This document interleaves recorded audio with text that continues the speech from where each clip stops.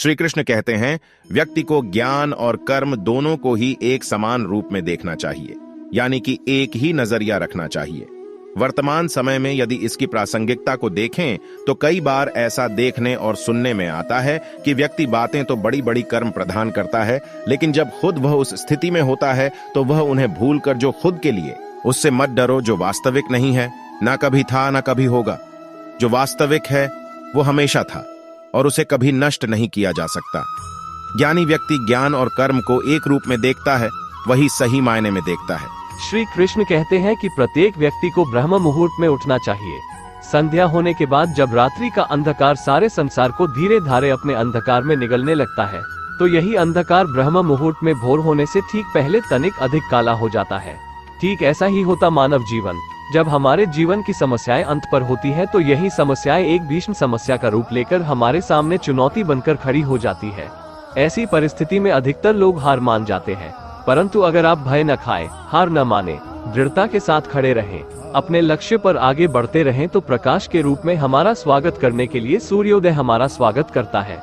बरगद का वृक्ष जितना विशाल होता है उतना ही दृढ़ होता है।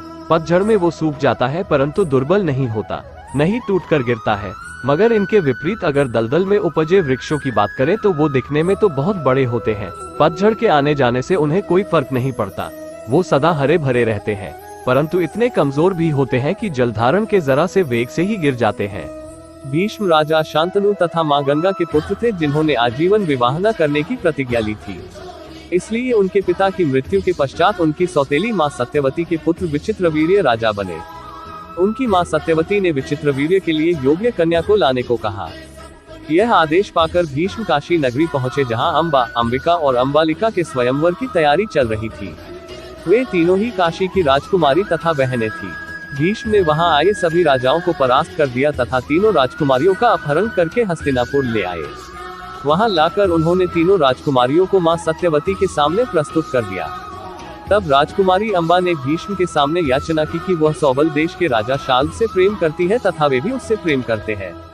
वे उस स्वयंवर में भी आए थे, किंतु भीष्म ने सभी राजाओं समेत शाल्व को भी पराजित कर दिया था। यह सुनकर भीष्म ने अंबा को राजा शाल्व के पास भेज दिया। अंबा राजा शाल्व के पास गई तथा स्वयं को पत्नी रूप में स्वीकार करने को कहा। चूंकि भीष्म भरी सभा से राजा शाल्व को परास्त कर राजकुमारी अंबा को हर कर ले गए थे, इसलिए उन्होंने अंबा को पत्नी रूप में स्वीकार करने से मना कर दिया। निराश होकर अंबा पुनः हस्तिनापुर लौट आए और राजा विचित्रवीर्य के सामने विवाह का प्रस्ताव रखा।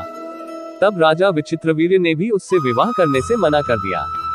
हताश अंबा ने भीष्म से विवाह करने का प्रस्ताव रखा, लेकिन भीष्म ने अपनी प्रतिज्ञा याद दिलाते हुए उससे विवाह करने से मना कर दिया। यह सुनकर अंबा को अत्यधिक क्रोध आ गया तथा भीष्म से बदला लेने के लिए वह वहां से चली। क्रोधित अंबा भगवान परशुराम के पास गई तथा उन्हें सारी घटना बताई। भगवान परशुराम अंबा की यह व्यथा सुनकर अत्यधिक क्रोधित हो गए और उन्होंने भीष्म को अंबा से विवाह करने के लिए कहा।